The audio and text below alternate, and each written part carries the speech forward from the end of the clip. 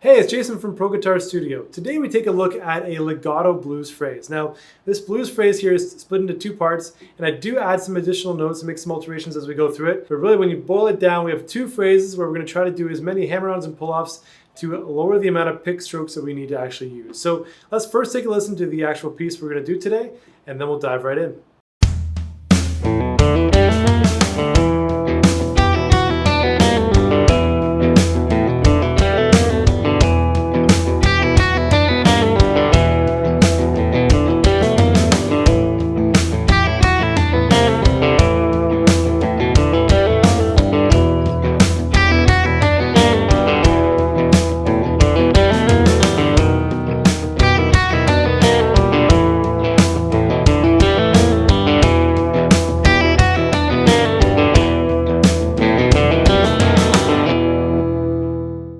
Alright, so now that we've heard the piece we're going to work on today, let's just jump right in and take a look at the two main phrases we're going to work on, as well as talk about the techniques we're going to be doing, okay? So to start off here, let's make sure my camera is in focus. There we go. We're using the E minor blues scale. So if you don't know the E minor blues scale, we're going to play the open 6th string, 3rd fret 6th string, open 5th, 1st fret 5th, and 2nd fret, okay? 0, 1, 2. Now on string number 4, we play 0, 2. String number 3 plays 0, 2, 3. And string number 2 is 0, 3. And string number 1 is 0, 3. Now we're not going to use all those notes at one time, but that's just an idea of where this is coming from. And I do add one additional note throughout it. I play the 2nd fret on string number 1. And this is what we'll call the 9th interval. If you don't know your intervals or what that even means, don't worry about it, but just to give you an idea. Okay, so we have this minor blues with this one additional note added in later, okay? So the main idea here is we want to limit our pick strokes, and so legato can help. Legato just means to play things smoothly, okay? So we're trying to connect them smoothly, and how we do that on the guitar is by doing hammer-on. So if I'm, say, down further down the fretboard, doing hammer-ons really limits my pick strokes. Like I can go much faster than if I could pick it, right? Picking that for me would take much longer than doing hammer-ons.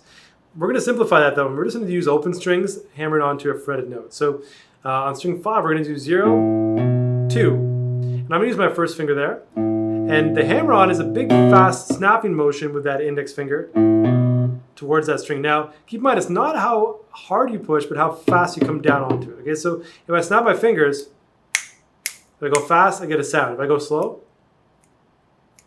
not that much sound, right? So it's more the speed than anything. You do have to have enough pressure, but I can go from a very close distance and get a hammer-on. So a lot of times the issue comes from going too slow, you just get this sound. It's a mute, because really you're not making that contact with the fret wire. So how this works is the vibration from the string is transferring from basically the open nut, right? And we're going to hammer down the 2nd fret. It's hammering on and transferring that vibration to the 2nd fret. If it goes too slow, your finger's going to mute the string before it has a chance to hammer on and contact that fret, transfer the vibration. So you need to go fast, okay? Now also some of the sound comes from just the sheer pressure of being pushed, or not pressure, but sheer strength of being pushed against that fret. So I can get a sound by hammering down. So you can practice that with your finger, whatever finger you want to use. Trying to make a sound. It's harder on the acoustic than it is on the electric, okay? So we're going to start with the open 5th string, hammer on to 2, open 4th string, hammer on to 2, hammer on the 3rd string 0 to 2, and then I'm also going to hammer on the middle finger to the 3rd fret. So 0 to 2 to 3. Right now the hard part coming next. So the hard part is coming next. I should say, here we go. We're going to do a pull off. So we're going to take the 3rd fret there and pluck that finger down. So the pull off is deceiving because it's not a pull away or pull off the string. It's actually pull down. We're plucking the string with that finger. You should be able to make that sound with the finger without picking, okay? So this can take a bit of time to get used to, but my first finger is not moving. I'm holding it down, hammer on, still holding that finger there, that doesn't move. Plucking down with that middle finger. And then the same thing with my index, plucking down, trying to avoid hitting the second string. So you hear that sound? I'm trying to avoid that as much. Now you can mute things out if you need to by grabbing that second string, but that's going to be a lot of work if you're not used to it. So I could do it if you want to. But we're just trying to avoid it and try not to go like that, where you hit the string, okay? And take a bit of practice. But if you want to grab your middle finger there, that can help you work on the phrase without having to worry about it, okay? The final note is 0 to 2 hammer-on string 4.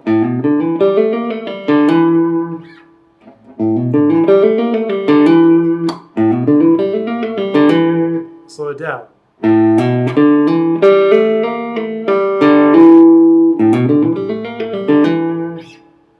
All right, so that's phrase number 1. Now, I know it's a fast explanation, but really this takes a lot of practice to get the hammer-on technique. So if you don't have the hammer-on, focus on getting that technique down. If you already know how to do a hammer-on, getting the phrase is more about practicing the notes in the run, right? The second phrase comes right after it and just runs right into it. 3rd fret string 1, pull off. So plug down, right? 2nd fret, pull off. 3rd fret string number 2, pull off. And then 3, 2, 0 on the 3rd string, pull off. So you have to have that first finger down already as you pluck it up.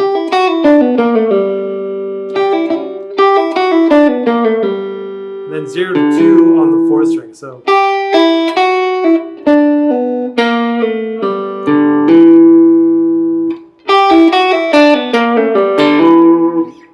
all right, so 3, 0, 2, 0, 3, 0, 3, 2, 0, 0, 2. All right, so we're really limiting the right hand. Otherwise, I have to go like this. Not to mention, it sounds way cooler. I mean, if I just pick all those notes, very robotic instead of.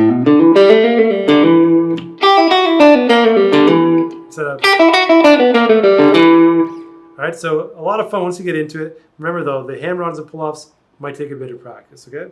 So fully from the start, 1, 2, 3, 4, 1, 2.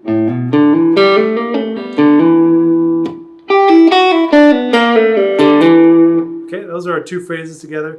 Feel free to slow it down with the YouTube settings if you need to. So those are our 2 main phrases. So over the blues, we have it over the E chord. I'm using a blues progression, by the way. A blues in E minor. So we start off with the E minor chord, and we're going to play each of those phrases twice. So like, still E minor. Switches to A coming up, A minor. Right there. Back to E minor.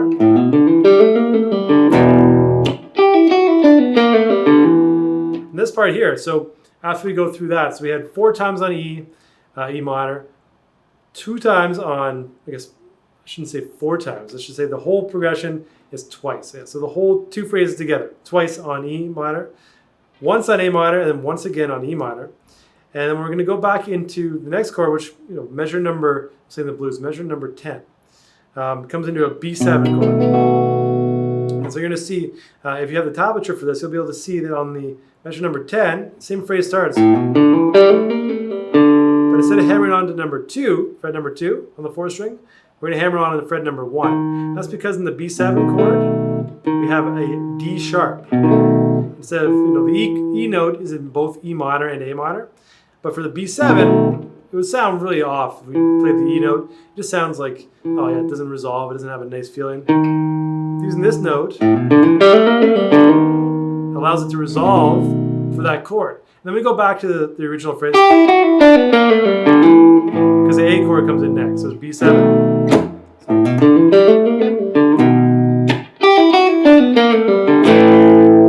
Okay, and then we're back to our main phrase again.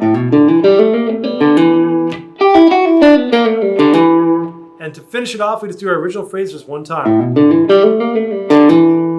Then it's complete, right? So from the start, I'll play the whole thing. 1, 2, 3, 4, rest, rest.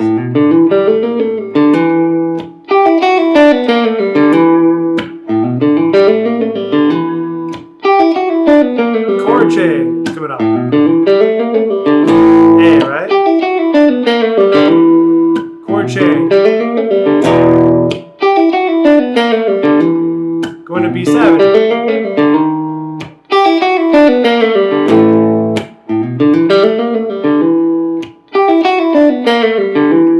Finale. All right. So there you have it. 2 phrases. For the most part, we just have one alteration for the B7 chord that work on your legato phrasing with the blues. Okay, so don't feel like you need to play it in time with the song, but those are 2 really cool minor blues phrases that you can use on almost anything blues related, right? So whether it's a major blues, minor blues, this will work. Just try to get that under your fingers and then change it around, make it your own. What can you do with these phrases that changes it up to make it unique? So check it out. If you have some ideas, feel free to let me know. Subscribe, like this video, and I will see you soon. So all students get access to all the PDFs, backing tracks on the student account under premium content. But see you next week. Bye.